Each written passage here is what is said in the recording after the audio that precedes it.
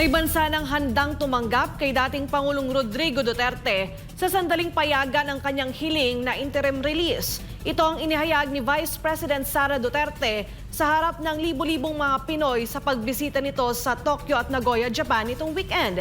Sa Japan na ba ito? Alamin sa balita ni Edmar Vilando.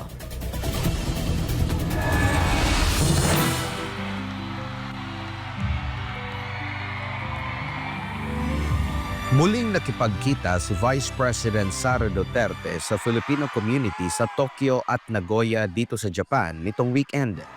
Mainit na tinanggap ng libo-libong mga Pinoy sa Japan ang pangalawang Pangulo sa kanilang aktibidad na binansagang pagtitipon ng pagkakaisa para kay Tatay Digong na ginanap sa Sumida City, Tokyo noong Sabado at sa Ama City sa Nagoya, Japan nitong araw ng Linggo.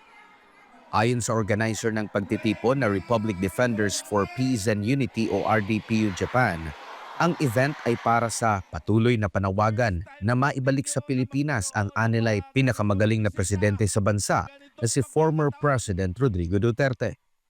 Ang pagtitipon na ito ay pagkakaisa para kay Tatay Digong Duterte! Duterte! Duterte! Duterte! Isang leader at isang Pangulo na ibinigay ang taos-puso niyang pagsisilbi para sa bayan.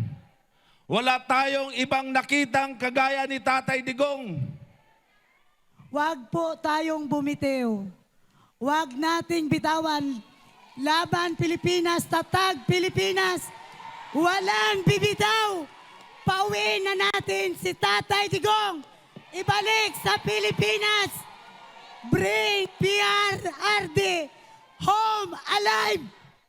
Nakiisa naman sa pagtitipon sina former Undersecretary Dr. Lorraine Badoy, former Negros Oriental Congressman Jing Paras, Dr. Richard Mata, naging pambato ng PDP laban sa pagkasenador noong 2025 elections, kasama si former Executive Secretary Attorney Vic Rodriguez, former House Speaker Lord Alan Velasco at Senador Robin Hood Padilla. Samantala, sa kanyang naging talumpati ay nagbigay ng update si VP Sara sa kaso ni dating Pangulong Duterte sa International Criminal Court. Kabilang narito ang inihain na petisyon patungkol sa jurisdiction. Ang kanyang abogado nag-file na ng petition for jurisdiction. Sinasabi ng kanyang abogado na wala na kayong jurisdiction sa kaso na ito. Dahil nagsimula ang investigasyon ninyo 2 taon na noong pag-alis ng Pilipinas sa ICC. Pagbibigay diin pa ni VP Inday na marami rin silang nakonsulta ng mga legal expert na sumasang-ayon sa kanilang petisyon. Sunod na update ni VP Sara ay ang hiling na interim release para sa dating Pangulo. Dito ay binanggit niya na may bansa ng handang tumanggap kay former President Duterte sakaling paboran ng ICC ang kanyang hiling na interim release. Dahil sa pagdarasal ninyo, may mga good news na nangyayari.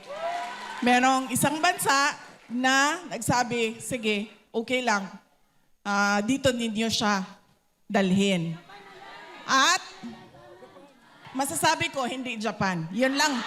Hindi ko masabi sa inyo kung saan, pero pwede kong sabihin, hindi siya sa Japan. Sa pagtatapos naman ng magkahiwalay na event ay nagpaunlak si VP Sara ng picture-taking sa bawat Pinoy na dumalo sa pagtitipon.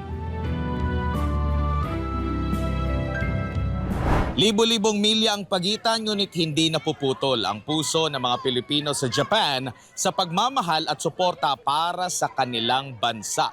Kasabay ng pangarap na muling pamunuan ng isang matinong leader ang kanilang bansang sinilangan. Mula rito sa Nagoya, Japan, para sa Diyos at sa Pilipinas kong mahal, Edmar Vilando, SMNI News.